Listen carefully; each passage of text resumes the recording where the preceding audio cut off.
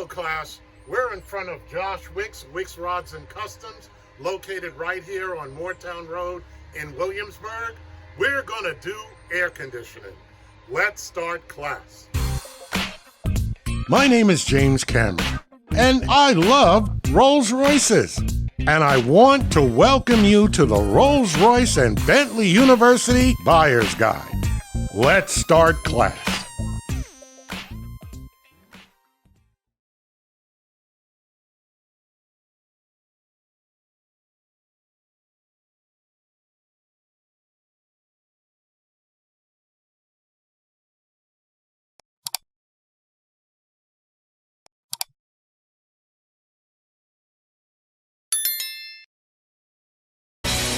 I'm Josh Wicks of Wicks Rods and Customs, and I proudly sponsor this video. Once again, class, we're here with Josh Wicks, my mechanic, and we're going to talk about air conditioning. It is getting into the summer now, and one of the most usual things that happens to these cars is, of course, the air conditioning. But the good news is that it is a GM air conditioning unit. So I'm going to talk here with my mechanic, Josh, and we're going to discuss what he did with my car. So, Josh. How's it going? It's going well, man.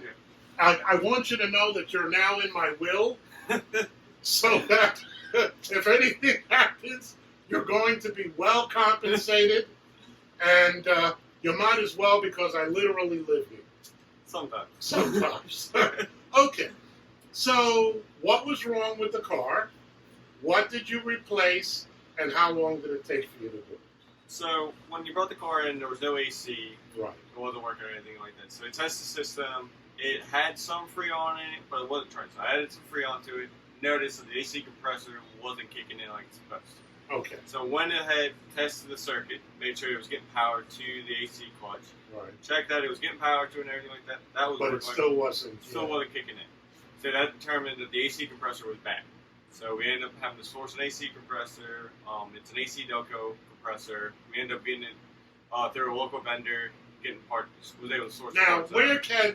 if someone is in Arizona somewhere, where would they just go to an auto parts store? Yeah, you don't.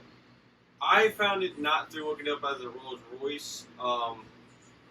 Off the top of my head, don't know the exact model. I know it came out of like a Cadillac, mid-70s, 80s Cadillac. GM used that style of AC compressor for quite a long time. Right. And the only differences on it was the mounting bracket. So they were metric pole holes, I believe. Right. 80s, they went back and forth between standard and metric. But that wasn't a big issue because you could retap them. Worked out perfect. Mounted in the same location as a factory one did. That. So once we sourced the part, we was able to replace it. AC compressor's right down top, so it's easy to replace. Easy to replace. So we evacuated the system, drained it all out, removed the AC compressor, put the new one in, put all the new belts on it, and then we put a vacuum on the system again to pull any air out of it. That car was already previously converted. Right, because it's a California car. Because it's a California car. So it was an R34A car already. Some other models you may need to convert it, which typically require changing out the expansion valve to fit for R34A so the pressures are correct. And then make sure you get all of the old oil that was in the system out. Get it out. Clean it out. They used a mineral-based oil back in the day, and now it's a PAG oil. Right. They're non-compatible with each other. Okay. Once we got all that taken care of on it, checked pulling the vacuum, make sure there weren't any leaks or anything like that. Went ahead and charged the system up and everything like that, and tested it, and everything was blowing cold and working like it's supposed to. Absolutely. And how many hours did it actually take you? Not that I'm trying to figure out how much you charged me, but how many hours? Time-wise, between 2 and 3 probably, with time to diagnose and kind of tracing things out, making sure that it is a compressor that's bad, and then sourcing, finding parts, and then actually removing and replacing and everything like that. Now, for someone who has the ability, unlike myself, to be able to work on their car, which I always tell people, if you're kind of mechanically inclined, which I am not, that if you work on your own car, that way you get to know your car. Yeah. There used to be a day where they used to give you a little kit, and you used to be able to work on your car. They wanted you to change the oil and get to know your car. Yep. But then again, that's when they expected you to have your car for like 15 years, Yep. and now they're all disposable. Yeah. But when it comes to this type of car, Rolls-Royce and Bentleys of this era, when you said you switched out the oil from what it was to the better oil, which one did you say that was? So that if somebody works on the car and they would not be going to a mechanic, what was the kind of oil that they needed to switch it out to? So it's a PAG. It's called PAG oil. It's basically what you can. It's what's at the auto parts stores now. When you Okay, look so up- they can get it at an auto parts Yeah, store. the oil for it you can get at the stores. The same with the Freon. You get that at the auto parts Sure. store as well. Okay. When it comes to the Freon, though, is getting it removed from the system. They may have to take that into a shop because there's a certain machine they're I going to got pull you. a vacuum on it and stuff Right. like that. But other than that, You yeah, can kind of do it you yourself. can kind of do it yourself, and if there's nothing in the system, say it's been sit for X amount of years, it may have already drained out. It will leak out very slowly over time. Right.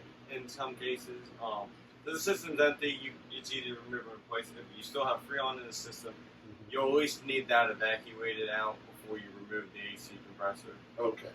Now, the last thing I want to ask you is a question that I've had now that my air conditioning is fixed. The reality is that this car is well over 30 years old. Some people have cars that are 35 and 40 years old. Right. Of course, they have air conditioning.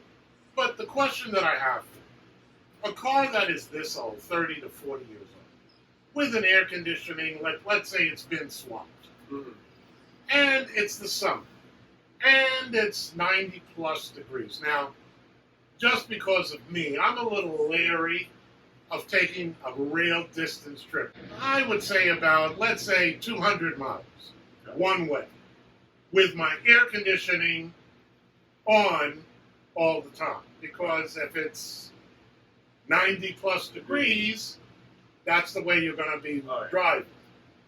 Would you say that, assuming that the car is mechanically sound per se, is that a safe thing to do with these cars, or? Yeah, so the car was designed, had the AC working in the summertime, stuff like that. Okay.